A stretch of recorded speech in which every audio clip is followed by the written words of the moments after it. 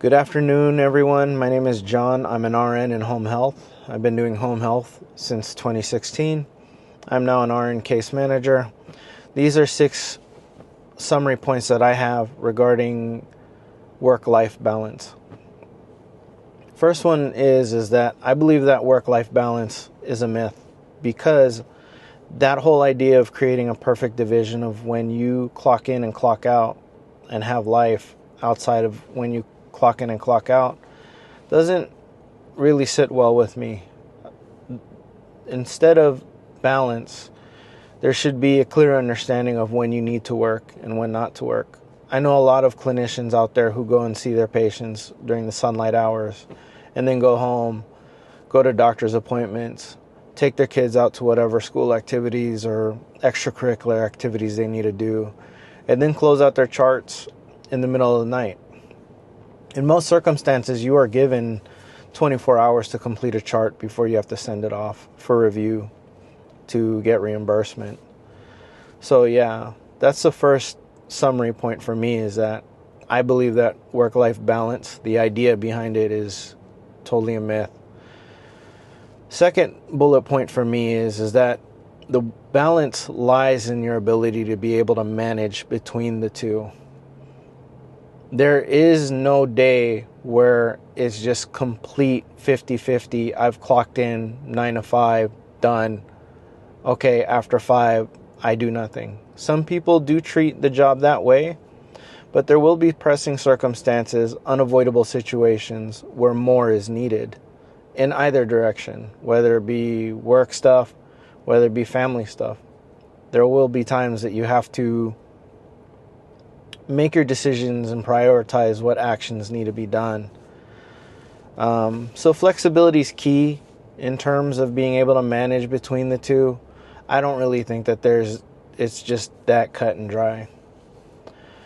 Summary point number 3 is that there are feast and famine cycles when it comes to caseload. There are times where you'll have a caseload of 30 patients, and then there will be times where you have a caseload of 8 or even less than that. And you start to question, am I going to have a job the next day because there isn't enough work to go around? Or it's the other way around, where there's too much work and you're asking to do overtime every day. And same can be said at home. If you have grown kids at home and you have much less activities and priorities and chores that need to be done at home, sometimes you work more. So that whole clear-cut idea of that there's always going to be 8 hours of work and you can clock out and do your life, it just does not work that way. Fourth bullet point is you want to seek out progress, not perfection. There are times you have to work outside of your quote-unquote 8 to 5 clock in, clock out. It doesn't make any sense if you keep putting such unexpected goals onto yourself. Managing those goals to a realistic outcome is much better than to say, oh, I didn't make it, so therefore I failed, when in reality, it's an ebb and flow of highs and lows. Not all days are the same. Not all days are supposed to be the same. And some days you get more than others in terms of working more or doing more that you want to do for hobbies. Fifth bullet point is that you should really find a way to create that balance. And one of the ways I do it came from this book that I read a couple of years ago that a friend referred to me. It's called Flow by Mihaly Csikszentmihalyi. Mihaly talks about being able to achieve your flow state. And in order to do that, you should gamify some of your work. Make the goal achievable, but not so hard that it deters you from being able to achieve that goal. It's kind of like playing a video game. If you play a video game at, a 0 to 1 difficulty, then you're not really going to stay with the game. But if you make the game, a 9 to 10 out of 10 difficulty, then for sure you're going to find yourself wanting to quit again. The secret is being able to find that level of difficulty that helps you stay engaged and stimulated but also helps you achieve your goals by completing your work on time. So managing your load is super important.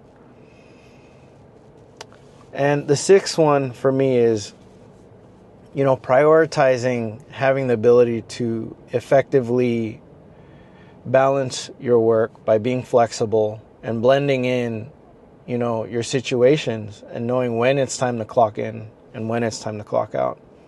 There are times where I know I'm going out to go and see patients and I have an unavoidable doctor's appointment that I need to get to. That doesn't mean I don't work. It just means that I schedule things in a way that makes it efficient for me to be able to see my patients and do my work and still get done on time. So those are my 6 summary points regarding why work-life balance in the traditional sense is not a good idea or ideal to have. The best thing to do is to know how to manage your load and to be able to know how to be flexible enough to balance in between your 2 working roles, so that way you can have better outcomes in your life and have a better quality of life. If you like my content, my name is John. I'm an RN with 20 years of experience as a nurse. Please stay tuned. I have a lot of other topics and discussion and Skillshare things that I would like to post. If you haven't already, please like, subscribe, and I'll catch you on the next one.